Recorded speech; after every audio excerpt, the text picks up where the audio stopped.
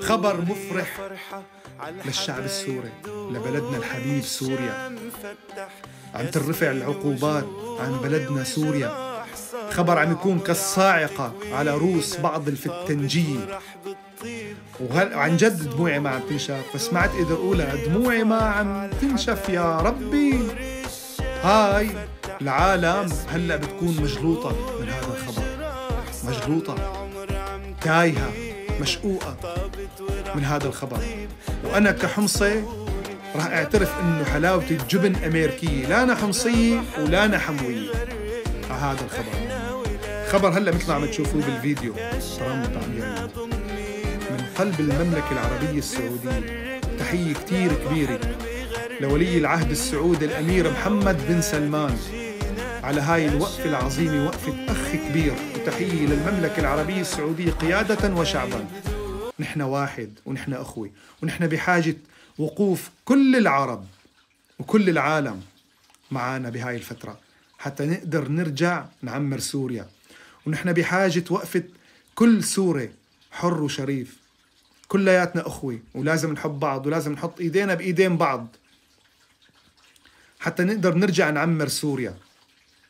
وأكيد لازم تدرس هاي الثورة بالمناهج السورية.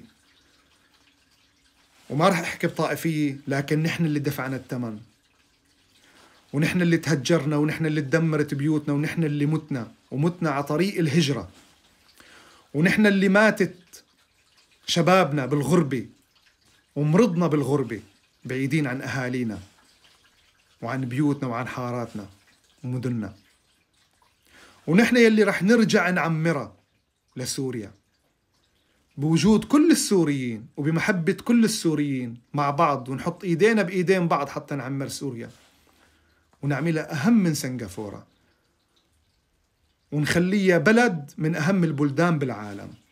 اليوم بعد رفع العقوبات هاي رح تكون بلدنا اقتصاديا مزدهرة، وتجاريا وزراعيا وسياحيا لك ورياضيا، لأنه نحكي رياضة ورياضيا.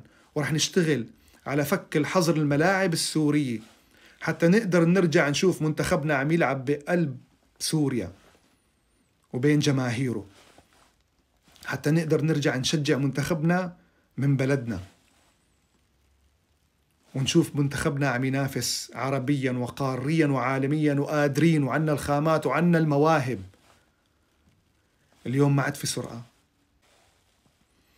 اليوم لازم نحب بعض، لازم نحب بعض. تحياتي.